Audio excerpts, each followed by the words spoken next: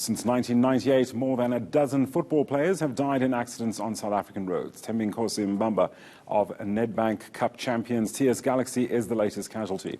eNCA sports reporter Shahied Joseph reports on this recurring problem for local football. In 2003, Orlando Pirates striker Leslie Manyatela was only 23 years old when he died in a car accident. In 2007, Mamelodi Sundowns midfielder Gift Leremi died at age 22, also in a car crash. Former Pirates player Joseph Makanya was close to both men and believes fatigue was a factor in their demise. Knowing Leslie, he always liked going home, he always wanted to go see his family, so every time after the game he was in a rush to go home. So how it becomes dangerous because of now. You are all tired. I mean, we played 90 minutes. You were getting kicked, we were running, we were doing all sorts of things. Then all of a sudden we want to get into a car because of driving on its own. It takes a lot out of you as a person, because of now you need to focus, you need to concentrate, and after 90 minutes it becomes a bit difficult to concentrate. TS Galaxy won the Nedbank Cup earlier in May. Just a week later, their striker, Thembinkosi Mbamba, died in a car crash.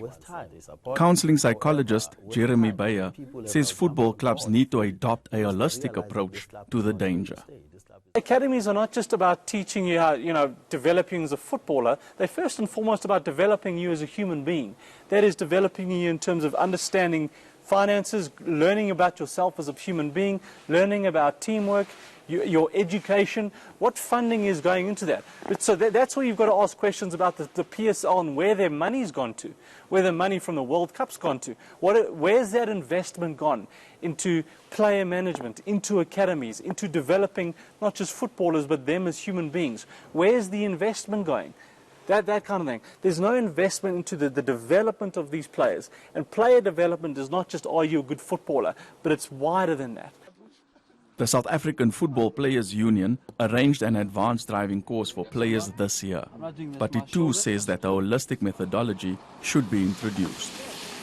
If a player understands that they are a brand, I'm a brand, and they will be able to invest in some of those things as individuals. But, you cannot bring me or introduce me to a psychologist when I'm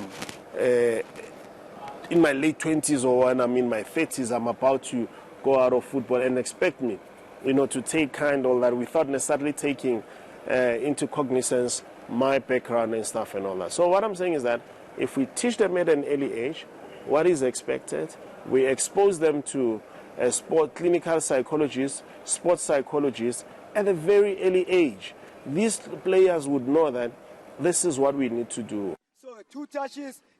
Makanya has this advice for the professionals as well as aspiring players.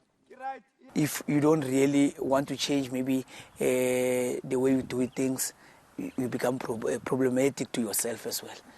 Because of professionalism, professional football, or if you become a professional of something, it boils down to responsibility. It's responsibility all the time. So you need to know that you are responsible for your well-being, because of here you are working with your body. So your body is